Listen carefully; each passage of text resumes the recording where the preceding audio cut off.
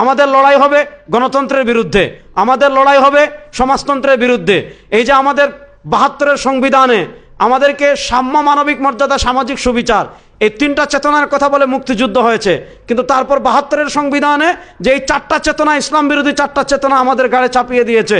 এই 4টা চেতনার বিরুদ্ধে লড়াই করে আমাদের মৌলিক যে শিরোনাম ছিল লা ইলাহা ইল্লাল্লাহ, সেই লা ইলাহা ইল্লাল্লাহর ভিত্তিতে বাংলাদেশ রাষ্ট্র কেমন হয়, এই কুফর এবং শিরকের বিরুদ্ধে মোকাবেলা করতে হলে আমরা যারা তাওহীদে বিশ্বাসী, আমরা যারা রিসালাতে বিশ্বাসী, আমাদের পারস্পরিক মতভেদ থাকবে, আমাদের পারস্পরিক ইখতিলাফ থাকবে, কিন্তু এগুলাকে আপন জায়গায় রেখে রাষ্ট্রীয়ভাবে যদি আমরা ইসলামকে বিজয় করার মিশন নিয়ে নামি, আমরা সবাই কেমনে ঐক্যবদ্ধ হব, আমরা সবাই কেমনে একসাথে কথা বলবো, আমরা কেমনে সবাই একসাথে এই ধরনের শিরকি কুফরি তন্ত্রমন্ত্রের মোকাবেলা করব, এটার ব্যাপারে আমাদের করণীয় কি? কারণ আলেমরা যেই ভাষায় কথা বলে, আলেমরা যেই সুরে কথা বলে, সাধারণ মানুষ কিন্তু ওইগুলা দ্বারাই প্রভাবিত হয়।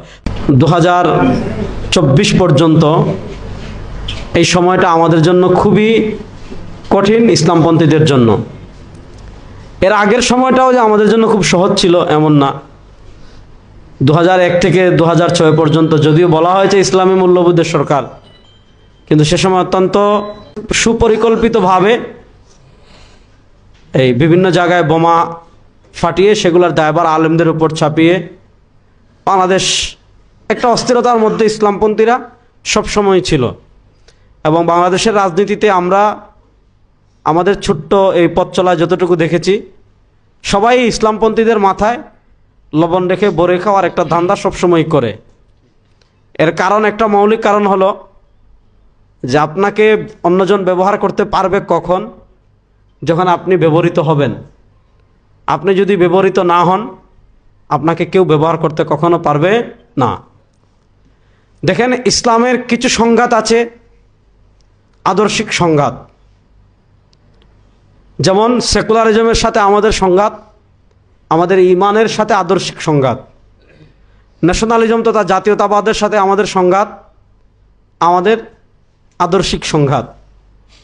গণতন্ত্রের সাথে আমাদের সংঘাত, আমাদের আদর্শিক সংঘাত। সমাজতন্ত্রের সাথে আমাদের সংঘাত, এগুলো আমাদের আদর্শিক সংঘাত। আদর্শের জায়গা থেকে আমরা যেমন সেকুলারিজমের বিরোধিতা করি, আমরা যেমন ধর্মনিরপেক্ষতার বিরোধিতা করি, ঠিক আদর্শের জায়গা থেকে আমরা তেমন ন্যাশনালিজম তথা জাতীয়তাবাদের বিরোধিতা করি। ধর্মনিরপেক্ষতা যেমন কুফর, জাতীয়তাবাদও তেমন কুফর। ধর্মনিরপেক্ষতা যেমন ইমান বিধ্বংসী, জাতীয়তাবাদও তেমন ইমান বিধ্বংসী। ধর্মনিরপেক্ষতার সাথে কোনো মুসলমান যেমন আপোষ করতে পারে না, ধর্মনিরপেক্ষতা যেমন কোরআন সুন্নাহ বিবর্জিত একটা মতবাদ, ইসলামের সাথে এটার কোনো সম্পর্ক নেই, ঠিক তেমনি ন্যাশনালিজম, জাতীয়তাবাদ এটা ইসলাম বিবর্জিত একটা তন্ত্র মন্ত্র, এটার সাথে ইসলামের কোনো সম্পর্ক নাই। আমাদের বাংলাদেশের একটা দুঃখজনক বাস্তবতা হলো, আমাদের 1947 পরবর্তী 71-এর স্বাধীনতার সময়, আমাদের স্বাধীনতার সময় আমাদের মুক্তিযুদ্ধের চেতনা বলা হয়েছিল সাম্য, মানবিক মর্যাদা, সামাজিক সুবিচার। এবং স্বাধীনতা যুদ্ধ শুরু হয়েছিল 16ই মার্চ। 10 এপ্রিল যে স্বাধীনতার ঘোষণাপত্র পাঠ করা হয়েছিল পুরা জাতির উদ্দেশ্যে, যে কি লক্ষ্য এবং উদ্দেশ্যকে সামনে রেখে আমরা মুক্তিযুদ্ধ করছি। তো যুদ্ধ শুরুর মাত্র 14 দিনের মাথায় যে স্বাধীনতার ঘোষণাপত্র পাঠ করা হয়েছিল, সেখানে মুক্তিযুদ্ধের চেতনা বলা হয়েছিল সাম্য, মানবিক মর্যাদা এবং সামাজিক সুবিচার, এই 3টা। এর পরবর্তীতে মুক্তিযুদ্ধের শেষের পর 72-এর সংবিধান লেখা হলো ভারতে বসে। এই ভারতের প্রেসক্রিপশনে তখন থেকেই আমাদের উপর দিল্লির আধিপত্যবাদ শুরু হয়েছে। তারা আমাদের উপর সেকুলারিজম চাপিয়ে দিয়েছে, ধর্মনিরপেক্ষতা সংবিধানে, জাতীয়তাবাদ চাপিয়ে দিয়েছে, গণতন্ত্র চাপিয়ে দিয়েছে, সোশ্যালিজম তথা সমাজতন্ত্র চাপিয়ে দিয়েছে। তো আমরা যারা ইসলামকে ধারণ করি, আমরা যারা ইসলামে রাষ্ট্র প্রতিষ্ঠার কথা বলি, ইসলামী রাজনীতি করি, আমাদের অবস্থান অত্যন্ত ক্লিয়ার। আমরা যেমন ধর্মনিরপেক্ষতার বিরোধী, তেমন আমরা জাতীয়তাবাদের বিরোধী, তেমন আমরা সমাজতন্ত্রের বিরোধী, তেমন আমরা গণতন্ত্রের বিরোধী। এখানে ধর্মনিরপেক্ষতার বিরোধিতা করে জাতীয়তাবাদী চিন্তা লালন করার কোনো সুযোগ নেই, আবার জাতীয়তাবাদের বিরোধিতা করে সেকুলারিজমের বিরোধিতা করার কোনো সুযোগ নেই। দুটাকে সমান করে বিরোধিতা করতে হবে। এই বাংলাদেশে এই ধর্মনিরপেক্ষতা, জাতীয়তাবাদ এগুলোর গেড়া করলে পড়ে ইসলামপন্থীরা কখনোই ড্রাইভিং সিটে আসতে পারেনি। আমাদেরও যেমন কিছু খাতা আছে, তাদের দায়ভারের চেয়ে আমাদের দায়ভার বেশি।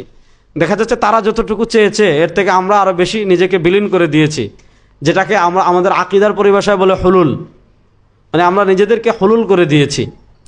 তো এই 2024-এর জুলাই আগস্টের গণবিপ্লবের পর বাংলাদেশে নতুন একটা সুযোগ এসেছে। আগে একটা সুযোগ এসেছিল 1947-এ পাকিস্তান প্রতিষ্ঠার সময় ইসলামকে রাষ্ট্রীয়ভাবে বিজয় করার।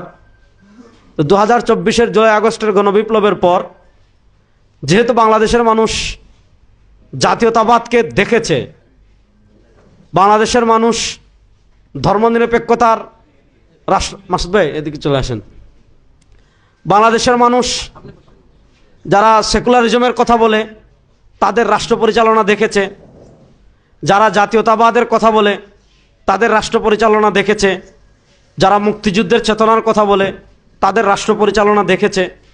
তো এই 1947 সালের পর আমাদের সামনে আবার একটা সুযোগ এসেছে রাষ্ট্রীয়ভাবে ইসলামকে বিজয় করার। এখানে তাত্ত্বিক আলোচনা আমি করব না, তাত্ত্বিক আলোচনার দিকে আমি যাচ্ছি না, ওলামা একরাম এখানে বেশি।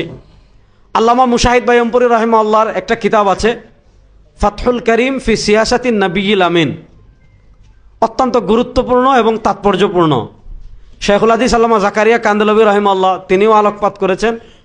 এবং আমি একটা কিতাবের কথা অনেকবার বলি, এখানেও বলি, শেখুল ইসলাম জাস্টিস মুফতি মোহাম্মদ তাকি উসমানী হাফিজাহুল্লাহ, তিনি আমাদের হাকিমুল উম্মত আল্লামা আশরাফ আলী থানভী রাহিমাহুল্লাহ, যিনি পাকিস্তান প্রতিষ্ঠার স্বপ্নদ্রষ্টা ছিলেন, তা আল্লামা আশরাফ আলী থানভী রাহিমাহুল্লাহ রাজনৈতিক দৃষ্টিভঙ্গি নিয়ে কিতাব লিখেছেন হাকিমুল উম্মতকে সিয়াসি আফকার, হাকিমুল উম্মতের রাজনৈতিক দৃষ্টিভঙ্গি।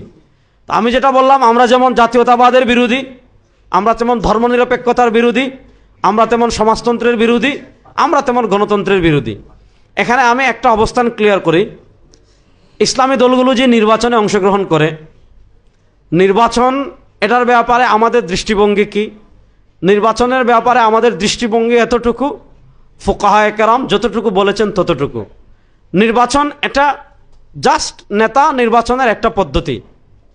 ইসলাম নেতা নির্বাচনের একক কোনো পদ্ধতি আবশ্যক করে দেয়নি যে এই পদ্ধতিতেই নেতা নির্বাচন হতে হবে। এজন্য দেখবেন সিদ্দিক আকবর রাদিয়াল্লাহু তাআলার একটা পদ্ধতি ছিল, ওমর রাদিয়াল্লাহু তাআলার একটা পদ্ধতি ছিল, ওসমান রাদিয়াল্লাহু তাআলার একটা পদ্ধতি ছিল, আলী রাদিয়াল্লাহু তাআলার একটা পদ্ধতি ছিল। তো এটা হলো সুন্নাহসম্মত পদ্ধতি। নির্বাচনকে এটা নেতা নির্বাচনের একটা আমরা জায়েজ পদ্ধতি মনে করি, এবং আপাত দৃষ্টিতে এর চেয়ে উত্তমটা আমরা গ্রহণ করতে পারছি না। আপাত দৃষ্টিতে এর চেয়ে উত্তম পন্থাটা আমরা গ্রহণ করতে পারছি না, এজন্য এটাকে আমরা গ্রহণ করি, যেটা আমাদের দারুল উলুম দেওবন্দ ফতোয়া দিয়েছে। আপনারা দেখেছেন শেখুল ইসলাম জাস্টিস মুফতি মোহাম্মদ তাকি উসমানী তার ফিকহি মাকালাতে একটা প্রবন্ধ লিখেছেন, ইন্তিখাবাত মে ভোট কি শরঈ हैसियत। জওয়াহিরুল ফিকহে মুফতি আজম মুফতি মোহাম্মদ শফি রহিমাহুল্লাহ 5 নম্বর খণ্ডে একটা রিসালা লিখেছেন, ভোট কি শরঈ আহকাম। আমাদের বাংলাদেশের প্রবাদতুল্য আলেম ছিলেন আল্লামা শামসুল হক ফরিদপুরি রাহিমাহুল্লাহ, তিনি কিতাব লিখেছেন ভোটারের দায়িত্ব কর্তব্য। দারুল উলুম করাচি যে ফতোয়া দিয়েছে, মার্কাজুদ দাওয়া যে ফতোয়া দিয়েছে, এই ফতোয়াই হলো আমাদের রাজনৈতিক অবস্থান, যে আমরা এটাকে আপাত একটা পদ্ধতি মনে করি, যখন এর চেয়ে উত্তমটা গ্রহণের সময় আসবে ইনশাআল্লাহ তখন আমরা এর চেয়ে উত্তমটাই গ্রহণ করব। যাক, আমার কথা দীর্ঘ হয়ে যাচ্ছে। তো আমি যেটা বললাম যে বাংলাদেশে এখন আমাদের লড়াই হবে এই কুফরি তন্ত্রমন্ত্র। আমরা এতদিন ধর্মনিরপেক্ষতার বিরুদ্ধে লড়াই করেছি। আমি আগে বলেছি ধর্মনিরপেক্ষতা যেমন কুফর, ইসলাম বিরোধী তন্ত্রমন্ত্র, জাতীয়তাবাদও তেমন ইসলাম বিরোধী তন্ত্রমন্ত্র। তো বাংলাদেশের মানুষ এই সবগুলো দেখেছে, সবার শাসন দেখেছে। যারা মুক্তিযুদ্ধের চেতনার কথা বলে ক্ষমতায় এসেছে বাংলাদেশের মানুষ তাদেরকেও দেখেছে, জাতীয়তাবাদের দোহাই দিয়ে যারা এসেছে তাদেরকেও দেখেছে, আপনার এই গণতন্ত্রের কথা বলে যারা এসেছে তাদেরকেও দেখেছে। কেউ বাংলাদেশের মানুষের ম্যাক্সিমাম নাগরিক অধিকার কেউ আদায় করতে পারেনি। সব যেহেতু শেষ হয়ে গিয়েছে, শুধু একটা বাকি আছে, সেটা হলো ইসলাম। এই ইসলামকে রাষ্ট্র ক্ষমতায় আমরা কেমনে নিতে পারি, এবং ইসলামী রাষ্ট্র দণ্ডবিধি যেগুলো আছে, দেখেন আল্লাহ নবী সাল্লাল্লাহু আলাইহি ওয়াসাল্লাম মক্কা থেকে মদিনা হিজরতের সময় যে 3টা দোয়া করেছিলেন তার ভিতরে একটা ছিল ওয়াজআলনি মিন লাদুনকা সুলতানান নাসীরা। আল্লাহ নবী সাল্লাল্লাহু আলাইহি ওয়াসাল্লাম সুলতানান নাসীরার দোয়া কেন করেছেন? তাফসির ইবনে কাসিরে আল্লামা ইমাদুদ্দিন ইবনে কাসির রাহিমাহুল্লাহ ইমাম কাতাদা রাহিমাহুল্লাহর বক্তব্য নকল করেছেন যে লিইকামাতি ফারাইদিল্লাহ ওয়া লিইকামাতি দীনিল্লাহ ওয়া লিইকামাতি হুদুদিল্লাহ। আল্লাহ নবী সাল্লাল্লাহু আলাইহি ওয়াসাল্লাম মক্কার 13 বছরে তিনি উপলব্ধি করেছিলেন যে আল্লাহ তাকে যে শরিয়া দান করেছেন, আল্লাহ তাকে যে দ্বীন দান করেছেন, আল্লাহ তাকে যে হুদুদাত দান করেছেন, এটা যদি পরিপূর্ণ বাস্তবায়ন করতে হয় রাষ্ট্র লাগবে, ভূখণ্ড লাগবে, ক্ষমতা লাগবে। এজন্য নবী করিম সাল্লাল্লাহু আলাইহি ওয়াসাল্লাম দোয়া করেছেন ওয়াজআলনি মিন লাদুনকা সুলতানান নাসিরা। এখন আমাদের লড়াই হবে এখন ধর্মনিরপেক্ষতার বিরুদ্ধে, আমাদের লড়াই হবে জাতীয়তাবাদের বিরুদ্ধে, আমাদের লড়াই হবে গণতন্ত্রের বিরুদ্ধে, আমাদের লড়াই হবে সমাজতন্ত্রের বিরুদ্ধে।